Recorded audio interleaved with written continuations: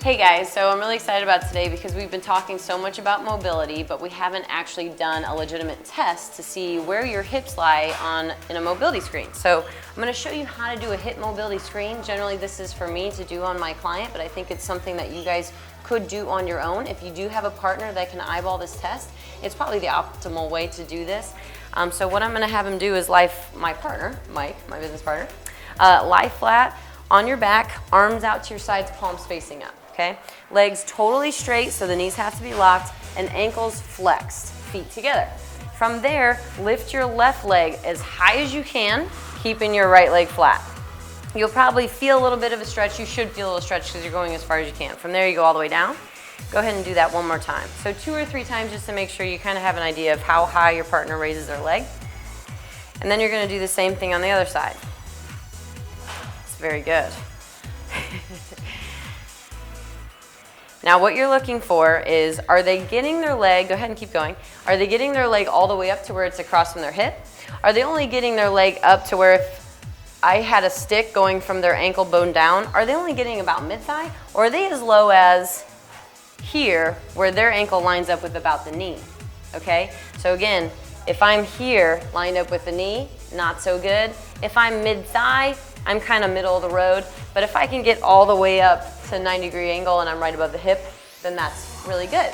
All right, so the criteria I'm going to give you is very specific to each one of those lines. If you're about at the hip, you can stay away from any correctives for this movement. You probably have pretty good hip movement, okay? You can just go ahead and squat and deadlift and not have to worry too much about your mobility.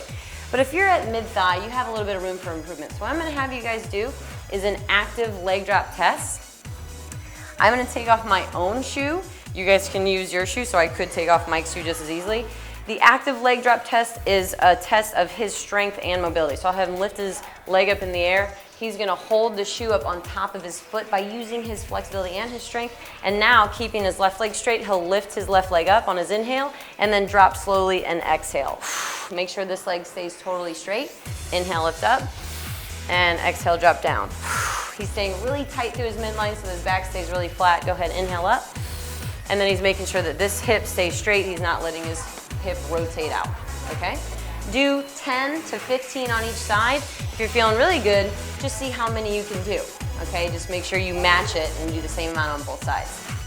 All right, if you're not doing too hot and you're about at that knee height, I'm gonna give you a little bit easier version. So what I'm gonna do is have him lift his left leg up in the air and I'm gonna hold it. This could also be in a door frame and you could put your leg up against the door frame rather than use a partner if you don't have a partner. He's gonna do the same pattern, lift your right leg up, inhale, and drop the heel to the floor, exhale. And so this is a passive leg drop. Go ahead and do 2 more.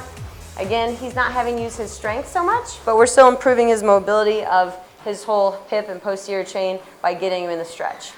Okay? A little bit easier version of the same pattern. All right, you can rest.